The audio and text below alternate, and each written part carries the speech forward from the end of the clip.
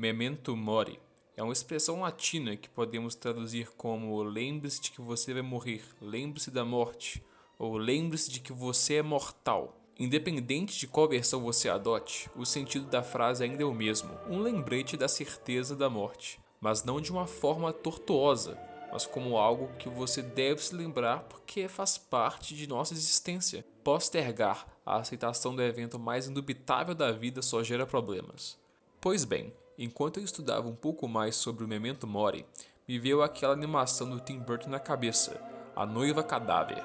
Vocês devem estar se perguntando, além do clima fúnebre, o que ela tem a ver com o Memento Mori? Bem, a obra em si não tem muito, mas eu consegui achar algumas coisas que se encaixam muito bem.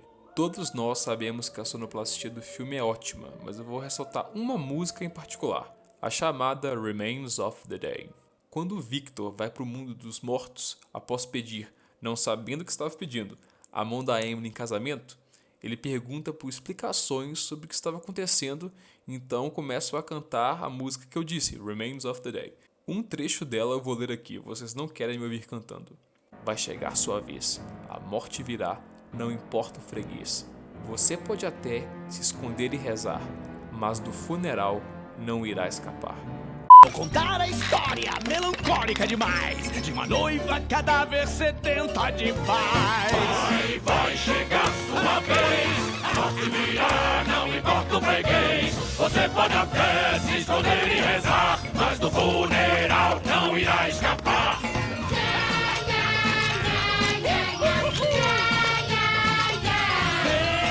Bem, creio que agora esteja claro por que o Memento Mori veio à minha cabeça. Mas não é só isto. O Memento Mori influenciou diversas manifestações artísticas na história, como pintura e música e muito mais coisas. Uma das mais famosas é a danse macabre, que é um gênero que trata da universalização da morte. A dança macabra, vou falar assim para não precisar matar a língua francesa toda hora, se trata da personificação da morte, geralmente como um esqueleto. E geralmente, esse ser chama por arquétipos que representam diferentes funções e classes sociais. O mais comum é ele chamar por um membro do alto clero, um trabalhador pobre, uma criança e um membro da realeza. Se vocês procurarem no Google por ilustrações, encontrarão imagens de esqueletos dançando ao redor de túmulos junto com alguns arquétipos que eu falei. É inegável a semelhança com a cena em que os esqueletos cantam na Noiva Cadáver. Eu não estou dizendo que foi baseado nisto, mas assim semelhanças, mesmo que apenas por coincidência. Esqueletos cantando, dançando e falando sobre a inevitabilidade da morte. Tem uma versão alemã da dança macabra que é muito boa por sinal. Eu vou colocar um pequeno trecho para vocês.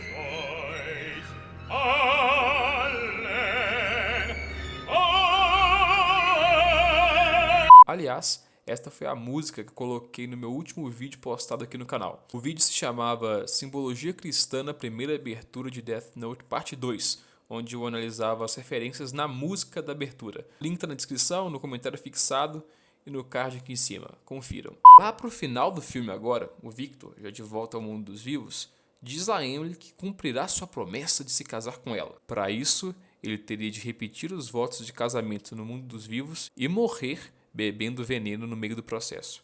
Mas a Emily, durante a cerimônia, ao ver a Victoria entrar na igreja, que era a mulher a quem o Victor fora prometido primeiramente, ela impede Victor de tomar o veneno.